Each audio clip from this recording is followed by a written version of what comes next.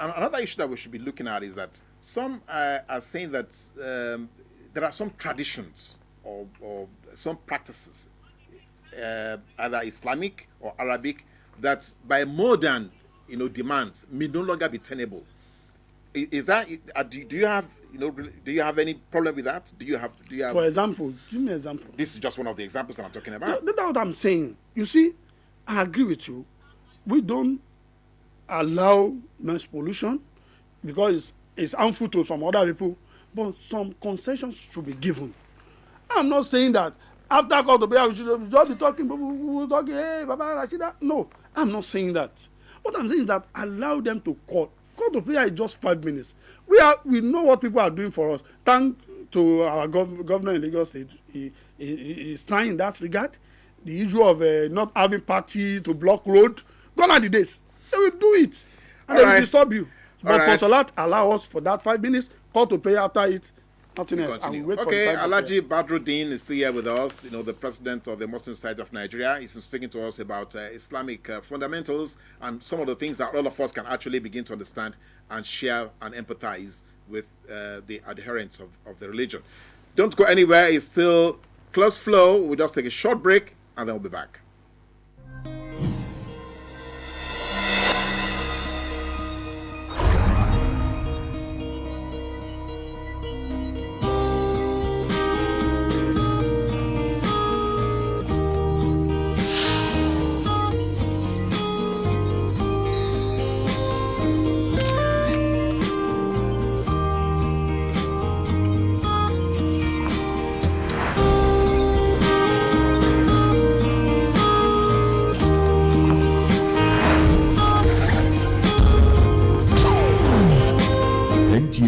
Lagos Network Center, your reach out station.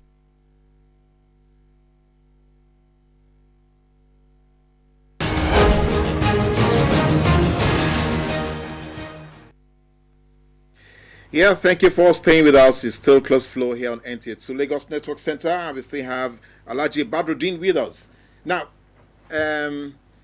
another issue that is still raging everywhere is a question of underage marriage or teenage marriage and Islam. Is it Islamic or cultural? Well. Personally, I don't want to dabble into that issue, but you've asked.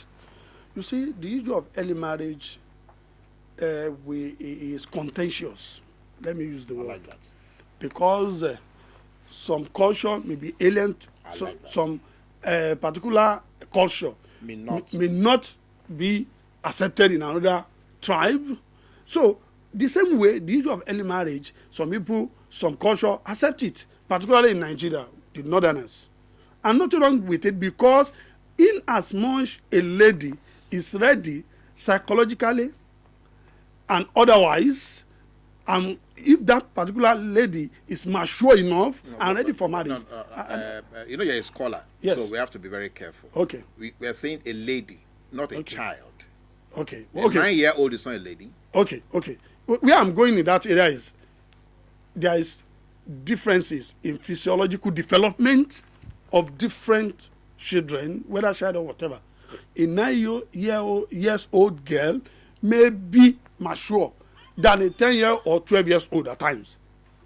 If I'm making a mistake, correct me. No, I wouldn't know. So at times, that's your perception. At times, some may be 15 years and be mature enough even to carry baby to do anything. So I don't think without one should pollute the environment.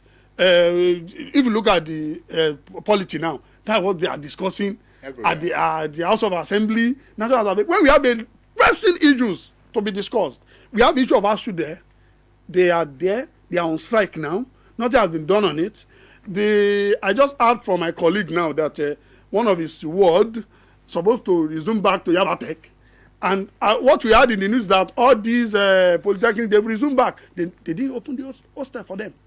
So they're now busy discussing something that is trivial because it has to do with different cultures.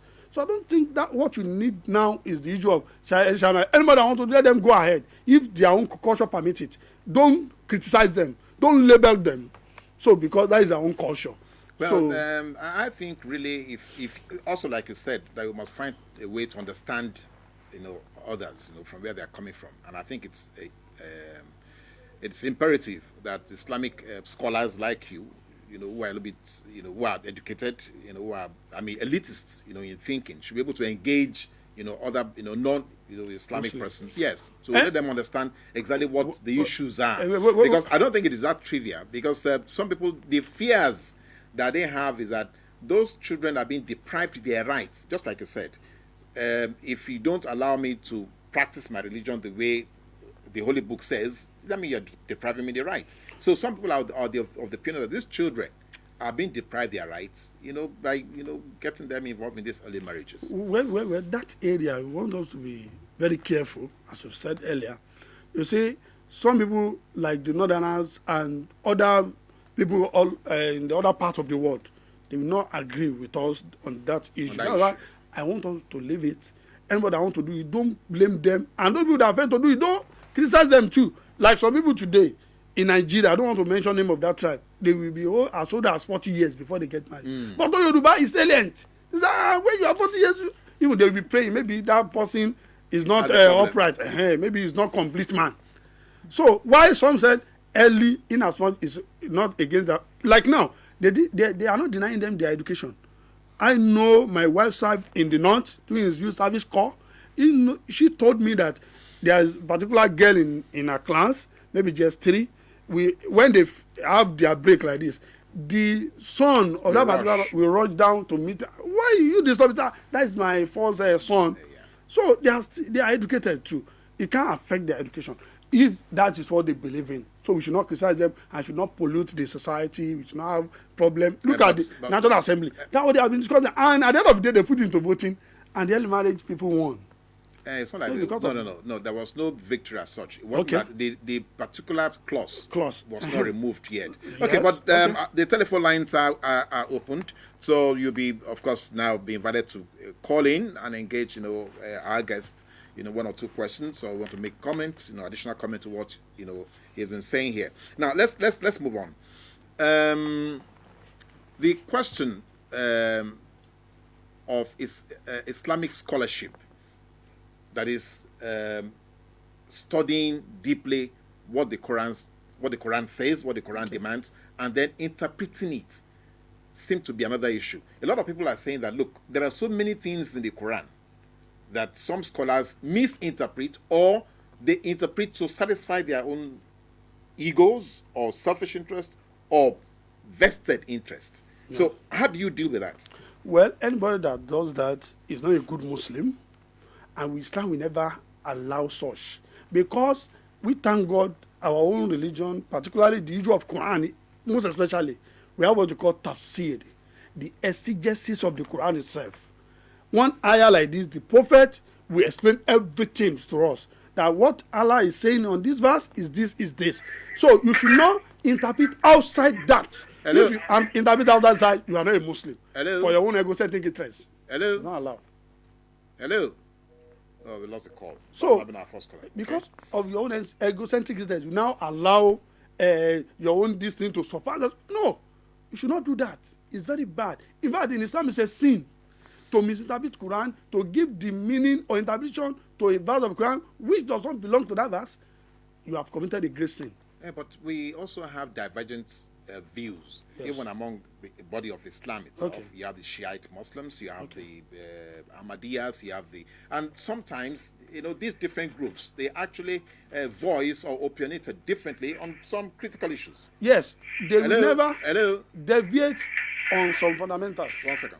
Hello, sir. Hello, sir. Hello. Yeah, good morning, sir. You're welcome. Hello. You are welcome. Good morning, sir. Hello. We can hear you. Hello. We can hear you. Can you? Hello. Can you? Hello. Please lower the volume of your TV set if you want to talk to us in the studio. Morning, sir. Good morning, sir. Good morning. Thank you. Next time when you're calling, please, you have to kill. Okay, I just want to add to some of the things that have been discussed. Please go ahead. What's your name and where you're calling from? Your name, sir, and where you're calling from? Hello. Okay, I'm calling from Lagos. Okay, go ahead. I'm calling from Mushin. Okay, go ahead. Hello, my name is Biodru. I'm calling from Mushin. Please go ahead. Go ahead. Go on.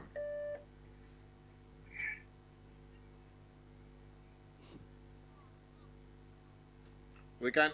I think we have lost him. Abiodun, we lost you. You may need to call back or send a text message to the second number so that we can hear what you have to say. Yes. Okay. So you were saying people tend to these different groupings. Yes, you talk about different groups. You know, no matter how divergence of opinion we have on issues, fundamentals in Islam, we never deviate. We have the same opinion on those issues, particularly the issue of Quran. Quran is one. Our salawat is one. People can have different opinion. Even one of the saying of the word that itilafu mati rahma, that is different opinion of my community, is a blessing because of the knowledge God has endowed them, but not on fundamentals. If you have that on fundamental, there's a problem somewhere. So that one person will be wrong, another person will be right. Hello. Good morning.